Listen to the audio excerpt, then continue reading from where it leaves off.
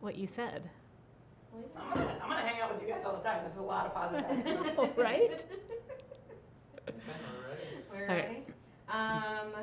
So will you share your name and either your profession and connection to the district? My name is Suni and I am president of the District 65 School Board. Okay, so in your words, or in Diz's, whichever you prefer, what is the opportunity gap? And what does it look like in Evanston, Skokie? The opportunity gap really refers to the ability to access opportunities, I think.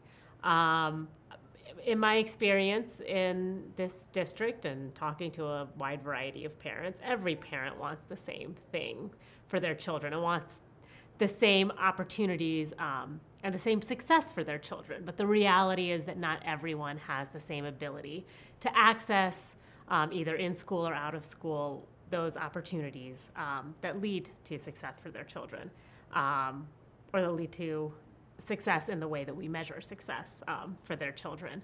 I think sometimes those barriers are monetary, but sometimes there are other more systemic barriers that lead to these disparities. So really, when we talk about the gaps, and that's why I really like the movement away from talking about an achievement gap, but really to talk about an opportunity gap, because that's really what it is. All of our kids have an innate ability to achieve and to succeed. It's how are we helping them and giving them the tools that they need to do that. And so it's really more of a failing on us, I think, to provide those opportunities rather than the children or the families for not accessing it. See, I think you touched on something. That was good. I had totally forgotten that part, and it was in my notes. So Yeah. oh, that's about great. achievement, Yeah. Maybe throw in full potential somewhere instead of success. Thank you. Yeah, as soon as I said that, I'm like, that's not really you what got, I. you got Yeah, there, but if Yeah. you go there again. got it. I Thank didn't say you. it either. Thank you. It's hard. Okay, so what factors contribute, you kind of talked about that, but what factors No. contribute to the opportunity gap, including race? Certainly there is a financial aspect to it. There are costs associated with different sorts of enrichments and activities, and not every family has an equal opportunity to. Will you, rephrase the, Okay, we'll say the question one more time. yeah. What factors contribute to the opportunity? Okay. I think there are a number of factors that contribute to the opportunity gap. Certainly there is a financial aspect. Accessing enrichments oftentimes costs money, and then we have people in our community that from socioeconomic classes that just don't have the same financial ability. But I think there are also, in addition to that, some real systemic barriers for families. There are abilities to. Can I start over? Because I was just realizing I'm probably going to say like almost the exact same thing that you were saying Then before. we both just sound so awesome. Okay, fine. I will. Okay, Do validate one another. you want me to start all over, or just start from where I No, you can flubbed start it? from Where I wherever flubbed? the thought was. Okay.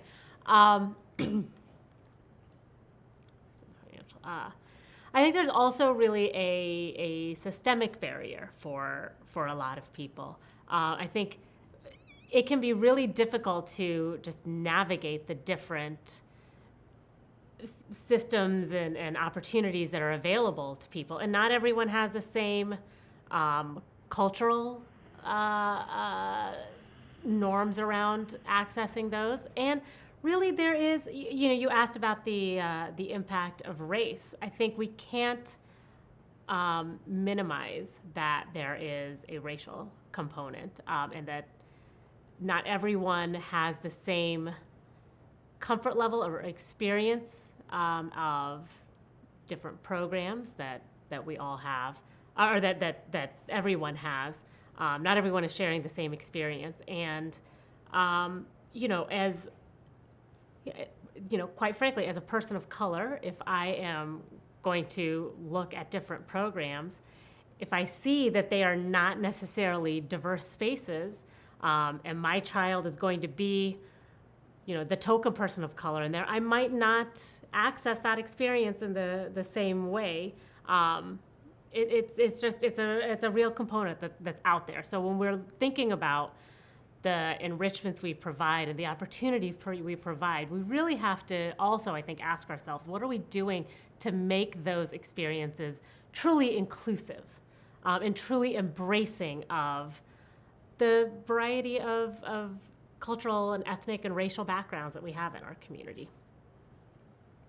That was not a very good answer. I'm sorry. No.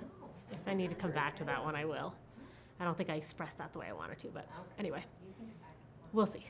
So you were talking You can about norms and institutional, systemic, individual beliefs. Do you want to address it immediately again now, or do you want to go on to something else? Let's just go on to something else, Okay. and if I can think of a better way to express it, I will. Okay.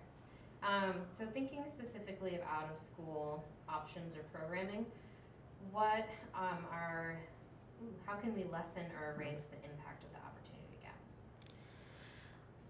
I think if we are really serious about lessening the impact of the opportunity gap, I think first we have to acknowledge that it isn't likely that we can do that solely by focusing on what's happening during the school day. This is not in any way to absolve schools for their absolve schools in their responsibility to students and to families, but it's just a recognition that we have 6.5 hours a day, 180 days out of the school year. If we're only focused on that, it's just unlikely that we're going to really make the impact that we want to have. So I think then we have to look at what are children doing before school, after school, in the summer. Where are the other opportunities for them to be learning and to be growing and to reach their full potential? And so that's where I think schools can really do more, and I think we have been doing more to really partner with other community-based organizations like YOU, like other organizations that are doing work to support children and to support families. And I think we just need to leverage those relationships and make sure that we are creating, again, experiences that are going to embrace children for who they are, and to really focus on how are we going to let children reach their full potential. Now I said full potential too much. No, can I throw something in on that one? Yeah. I think in the beginning, you sound a little defensive, which I know you're not, but I think. So take that part out. Well, I think you want to reframe the conversation about the school day in a more positive. Okay. I like that. Because here's the other thing, you're doing a ton of stuff for the school day. Right. So take a little credit and then say as a school board, we are trying to think about all these things and we're doing a lot of work to transform that. But we also know that there's these other pieces, because I think it just comes off a little bit and I know that's not how you feel, so. No. Yeah. All right, fair enough. All right, do over. Okay. Hey. In your opinion, how can we lessen or erase the impact of the opportunity gap, considering out-of-school options specifically? I think if we are really serious about lessening the opportunity gap, we have to look at not only what are we doing within the school day with children, but also we need to recognize that we only have kids for 6.5 hours during the day. And so necessarily we also have to look at what's going on before school, after school, in the summers, and those times that the kids aren't in school.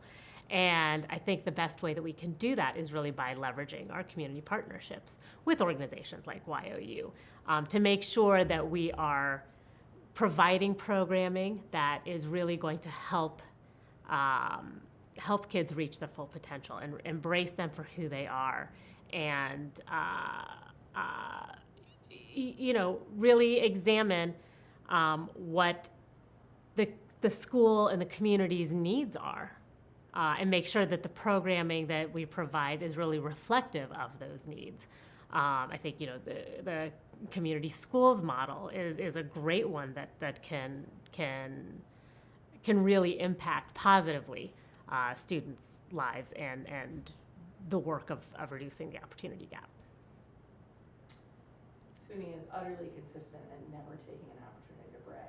It's a really good answer, but you still didn't give yourself I- any credit for the hard work that's happening in the district. I know. I've come to expect it. I tried to give you the prompt. You know? And I didn't say anything about the PTA Equity Committee, but luckily you did, so. So thinking, you were mentioning programming that allows kids to reach their full potential, Mhm. and that is more reflective of the different communities of kids. What, in your opinion, what sort of components or what does that programming need to have in order to be able to do those things?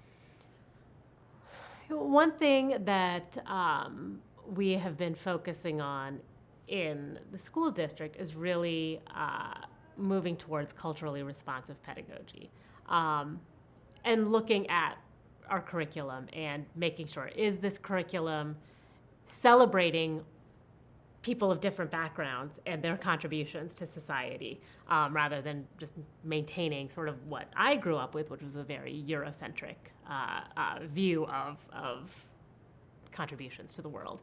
So I think after-school programming similarly needs to have that lens of cultural responsiveness. Are we bringing, rather than just kind of putting in the same programs year after year just because they're available or that's what has been popular in the past, are we really looking at our student population and saying, here's who makes up the student population? And maybe there's, a music program, like maybe we can bring in African drumming, and that's going to respond to a segment of our students that hasn't necessarily had programming like that really reflects their own culture and celebrates their culture. So I think that if we use that culturally responsive lens that we're working on in curriculum into before and after school programming, I think that can make a really big difference. And then thinking about the idea of reaching your full potential versus being successful or academically successful. Yeah. Like, what are some of those components that you would say are reaching your potential, or how might a kid do? Like, does that make sense? Like, I feel like we know what it means to be academically successful, to reach your full potential. Right. What are the different layers of that? Certainly, understanding how children are doing academically is important. We are in the business of educating students, and so we need to have those academic measures in place. But particularly when we're talking about, kids K through 8, we have to look at building up their social and emotional well-being, because that's really what's going to provide the basis for them for learning in high school, in college, beyond whatever they choose to do in life. We have an opportunity to really provide a basis of looking more at the whole child and building up their confidence and their ability to see themselves as lifelong learners, and as people who are able to succeed. I think when we look just at academic measures, it so often can be, well, you got a good grade, so you're a good student, and you didn't, so you're a bad student, and we tend to then keep children in those boxes.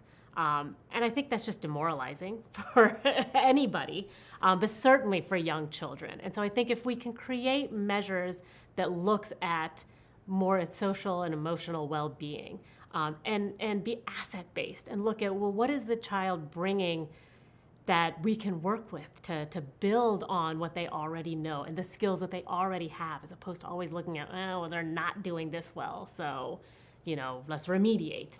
I think if we have both of those, it's a combination of having academic and social and emotional measures that I think is important and that we're working on as a district. Yeah. You rocked it. You did. I think, yeah. And we didn't say all the same things. No, we didn't. I know. I was But trying. basically all the things I was like, oh, I missed that. All right. Yeah. Excellent. So just combine Exactly. It was fabulous. together, Biz, and I Side by make side the screens. perfect person, right?